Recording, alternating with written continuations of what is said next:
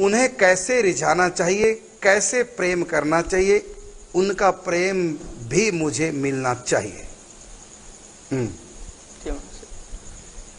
जैसे महाराज श्री भागवत जी में आया है, ठाकुर जी को प्रसन्न करने के लिए प्रहलाद महाराज ने नवदा भक्ति का उपदेश किया है। तो ये नवदा भक्ति केवल ठाकुर जी के लिए नहीं है, सबके लिए, सबके लिए, पंच परमेश्वर के लिए, हर अवतार के लिए के नहीं जी नवदा भक्ति। तो उसी प्रकार उनको रिझाने के लिए आप पहले श्रवण कीजिए, खूब कथा सुनिए। माने भगवान शंकर जी को आप रिझाना चाहते हैं तो सबसे पहले आप भगवान शंकर जी की महिमा पढ़िए, सुनिए, उनकी कथा सुनिए, खूब कथा सुनिए खूब। फिर ये एक नंबर। फिर दूसरे नंबर पे जो कथा आपने सुना है, जो उनकी स्तुतियां सुनिए, जो भी कुछ, तो उनका आप कीर्तन कीजिए, अर्थात आप सुनाइए जी।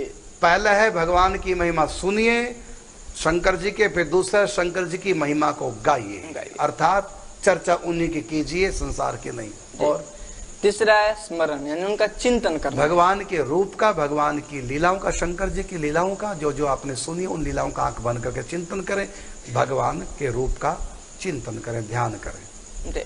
और आगे फिर उसके बाद पाद सेवनम, यानी उनके चरणों की सेवा, अर्थात उनकी सेवा करें, पूजा करें। आप शंकर जी के मंदिर में जाके वहां पर झाड़ू लगाएं, पोंछा लगाएं, शिव पिंडी को स्नान कराएं, सफाई करें, वहां की ये सेवा करें, पूजन करें जी।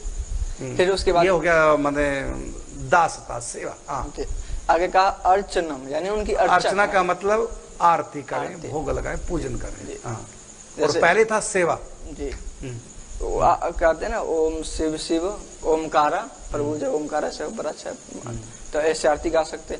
और फिर वंदनम का मतलब भगवान की को प्रणाम करें, स्तुति करें, जैसे नमामि शमीशान निर्वाण रूपम विभुम व्यापकम ब्रह्म वेद स्वरूपम, इस प्रकार भगवान की जो भी स्तुति है, रुद्राष्ट्र लिंगाष्ट्र का, इन सब के माध्यम से।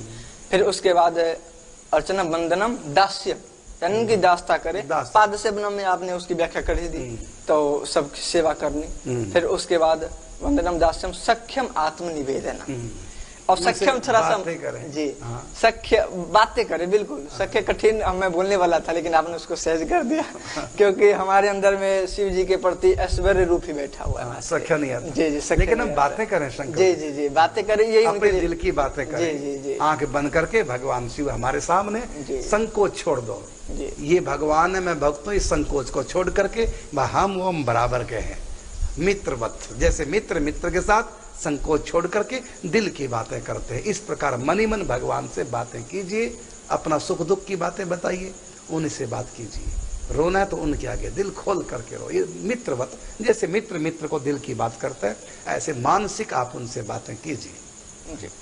और उसके बाद अंतिम है आत्मसमर्पण, आत्मनिवेदन।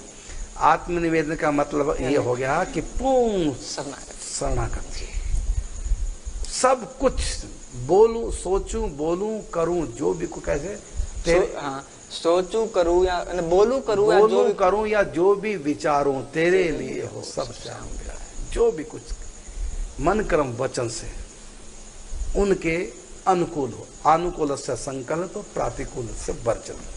भगवान के अनुकूल बन के रहो, उनके प्रतिकूल नहीं, अर्थात जिसमें भगवान को अच्छा लगे वैसे हमको बनना है, और जो भगवान को अच्छा न लगे वो हमको नहीं करना है। ये पूर्ण शरणागति। और विश्वास करें भगवान ने हमको अपना लिया है, प्रत्येक क्षण हमारी संभाल कर रहे हैं वो, ऐसा विश्वास रखें शरणागति में। हाँ जी, बस हो गया। चलो हो गया। ये आपको बताया 9 प्रकार है भगवान शिव को रिझाने के।